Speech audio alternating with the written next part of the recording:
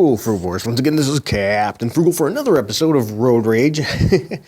And Road Rage, for your familiar, is I'm on the move. Usually I'm driving and doing these with a hands-free set, nice and safe, or I'm doing my morning walk and exercise, because, I think exercise is important. And today's a walking one, so if you hear me talking or taking an extra huff, it's because I'm walking at a vigorous pace, keeping the heart rate up to a moderate level, to stay in shape, if you will.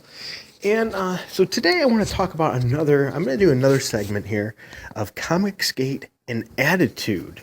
And this is just my take, on the situation, as well as how to handle the situation.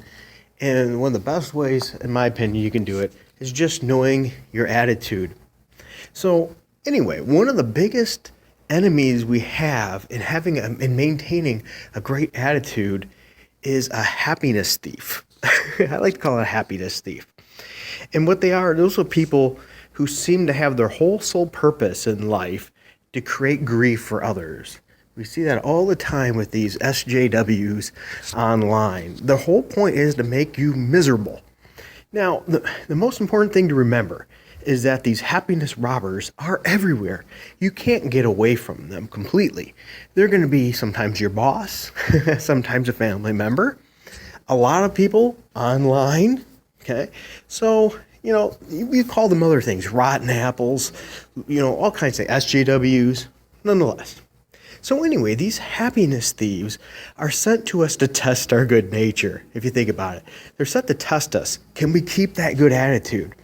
They seem to have the ability to drain you of your own self-love and discipline if you let them. They start making us look bad upon ourselves and drive us into bad things. And we've seen that online with certain comic creators and things like that. Badgered so heavily that some may be even driven to suicide. It's a terrible thing. They just seem to have that ability to do that in people. So if you allow yourself to get caught up in their bad behavior, it'll keep you off track. We need to stay on track, stay positive, keep the focus. Yes, we can call out bad behavior, but don't let it get you so off track that it makes you behind in your own projects and in getting your own things done. We can't let SJWs derail us from what our original goals are because we're too busy fighting. We can use that fight and then move forward. I believe their behavior stems from their own happiness. These happiness robbers, or happiness thieves, I like to call them, or SJWs. Really it is. This has got to stem from their own unhappiness and disappointment in their own lives. People who are not well also tend to act out and try to steal your joy because they want you down there miserable with them. Their view of the world without joy is not your problem. And that's a key right there. Their lack of joy in the world is not your problem. Can you help out and offer some good advice? Sure, why not? Yes, once again, I'm huffing and puffing, a fast pace of walking there. But remember this, no matter what, how many of those SJWs you get rid of, there's always going to be another one. There's always going to be another happiness thief there. You get maybe even convert a few. You get some wins. You're going to get more. I've worked in many places with many, many people, and I can tell you there will always be some. You just do the best job you can. They'll come in all shapes, colors, and sizes. Those happiness thieves will be everywhere.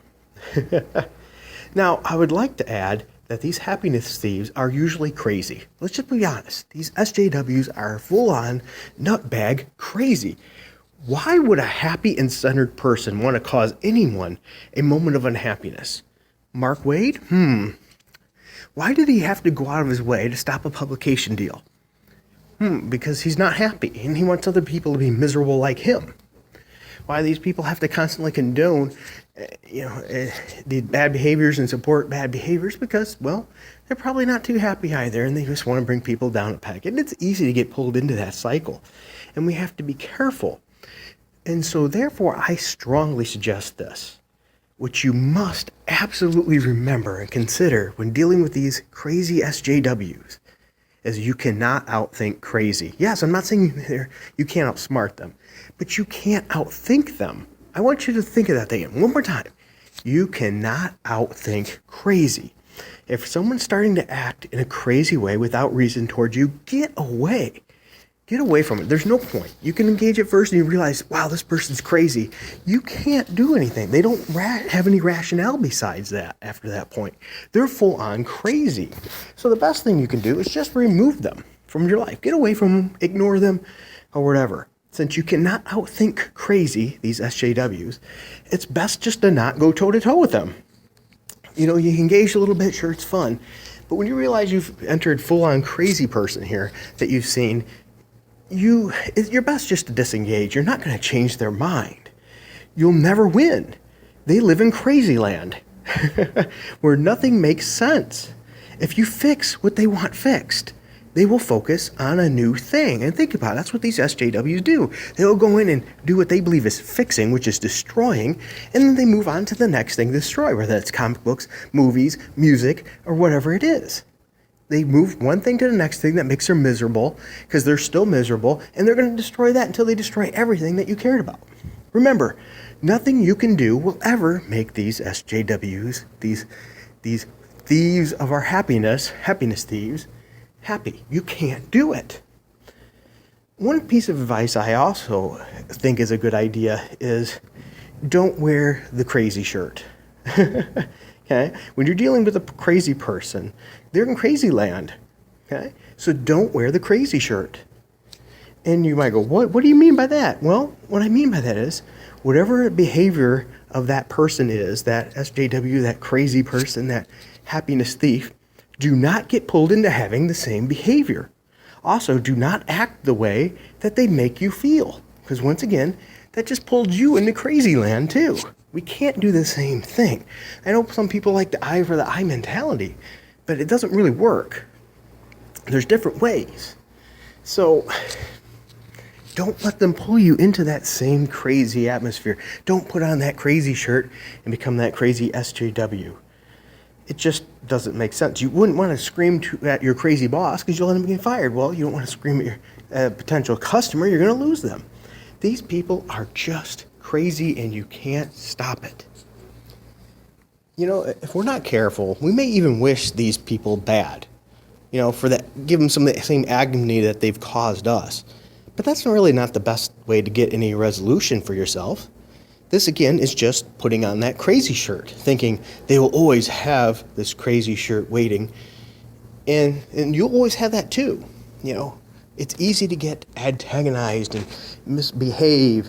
Don't even think about checking the size of that crazy shirt. Leave the crazy shirt in the closet.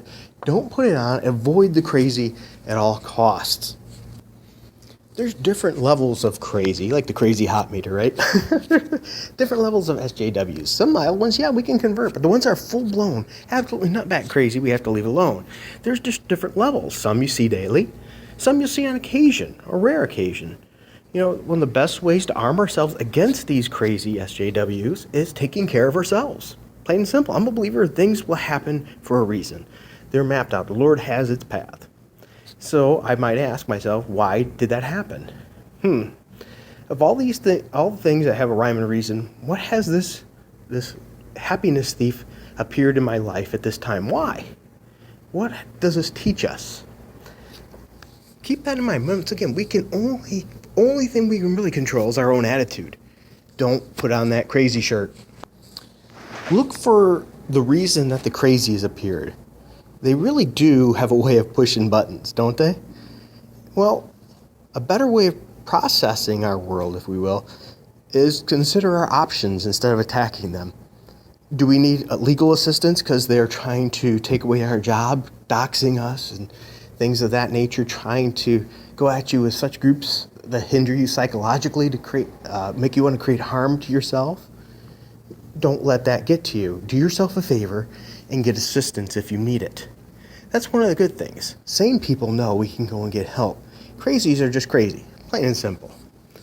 So remember that. Consider the situation and what's better for that situation. I'm not a sue crazy kind of person, but I have to say, I think I would probably look for some kind of recourse because legally I do keep my identity secret on purpose to maintain, a safe level of livelihood here. Because otherwise, I know I would be getting calls and harassed and things. I've been harassed like crazy. I've had hundreds and hundreds and hundreds in a month of attempts to break into my accounts and everything else. And I realized, if that ever happened, I might, and cost me my job for no reason whatsoever, because of blatant lies and things. Yeah, I might need some legal recourse, but I hope that never come to that part.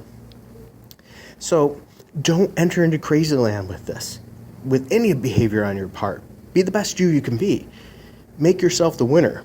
And we know that these people are never winners. SJWs are never winners. Think about it. They destroy things.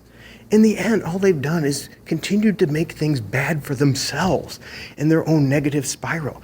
Why? Well, they grabbed onto something else that was good and they ruined it. So now it's just another bad thing. Because you can't say that these SJW comic books and sometimes the crappy movies and characters are any good. Not even they can enjoy this crap. They're just bringing it all down. You are the winner when you handle issues with dignity and respect for yourself. Remember that. You are the winner when you handle things with dignity and respect to yourself. There may be even an event where you run into a certain person, right, who thinks maybe, we'll call them maybe your happiness drainer.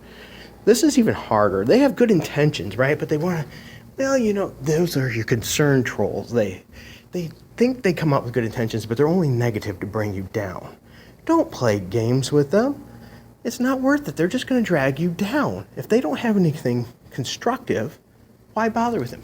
Now, some people, well, you rip on behavior of comic artists and actors. Absolutely, but I'm being constructive. I'm saying, hey, you're ruining your own sales because of this behavior. If you stop doing this and put more focus on your work, maybe you'd have a better product and you wouldn't be pushing consumers away and save your own business.